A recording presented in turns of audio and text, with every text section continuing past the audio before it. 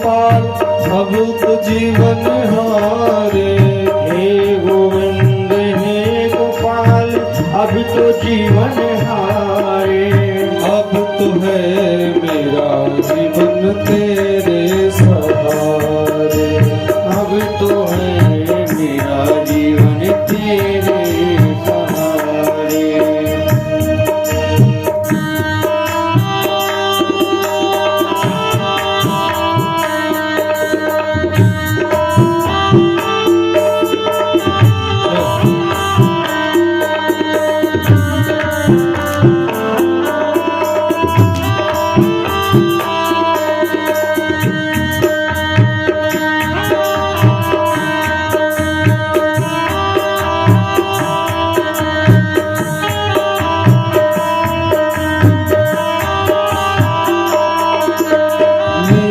पीवन हेतु गयो सिंधु के किनारे। नीर पीवन सिंधु के किनारे। नीर पीवन हेतु गयो सिंधु के किनारे। नीर पीवन हेतु गयो सिंधु के किनारे। सिंधु बीच बसत ग्राह चरण धरि पछारे। सिंधु बीच बसत ग्राह चरण धरि पछारे।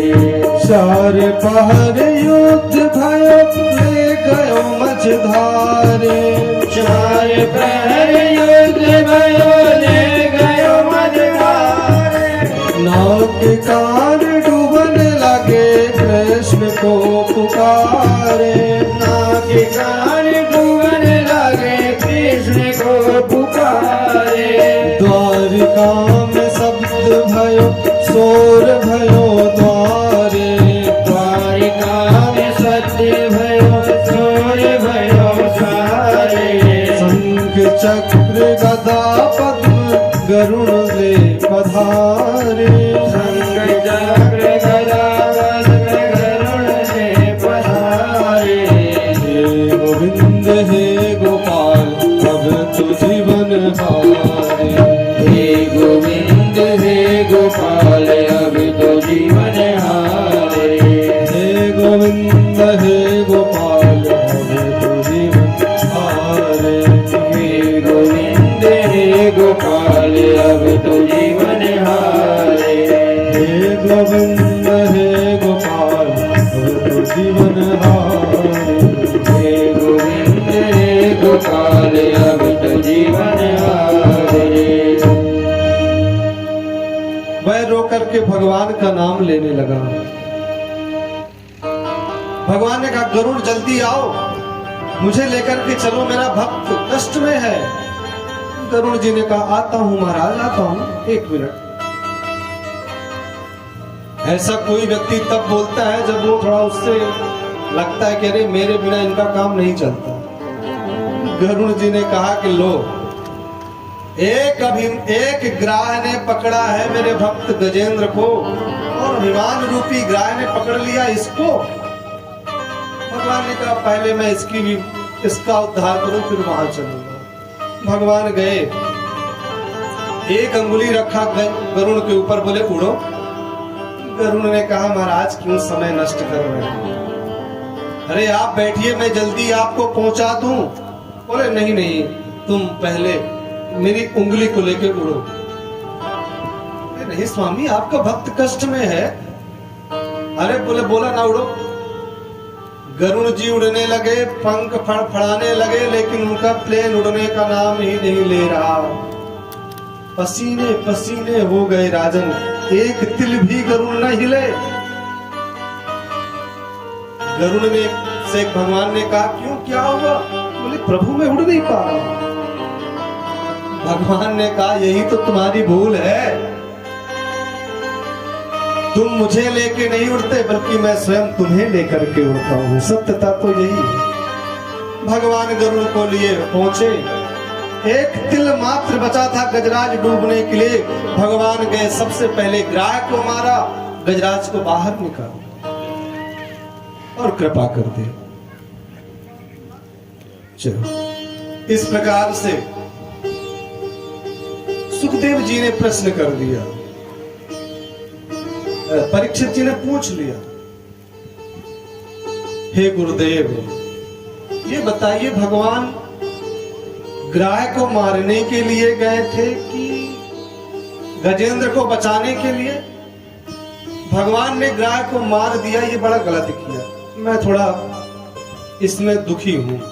अरे क्यों मार दिया? जाते तो अलग कर देते, वो भी जीव था। बोले बेटा ऐसी बात नहीं है, जीव तो था, लेकिन ये पूर्व जन्म में एक हूहू नाम का गंधर्व था।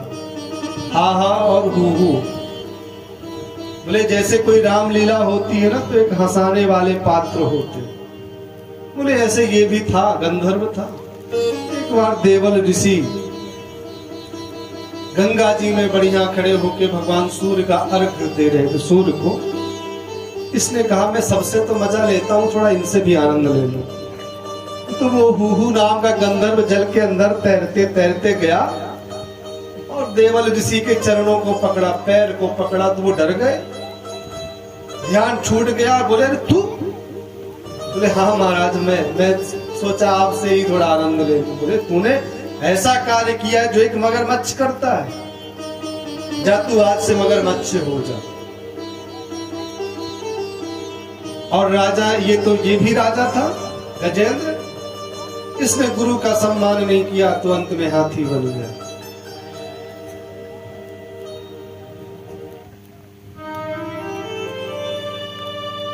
ये तो गुरु अवज्ञा का परिणाम है। बोले तो फिर अब क्या हो? बोले फिर क्या है? भगवान ने गजेंद्र पर कृपा कर दी, ग्राह को मुक्त कर दिया। तो परीक्षित तुमने इस कथा से क्या सीखा, क्या शिक्षा ली? परीक्षित जी बोले गुरुदेव मैं इस कथा से यही समझा कि अगर कोई पापी भी व्यक्ति हो, किसी भी भगवान के भक्त के चरणों का आश्रय ले ले,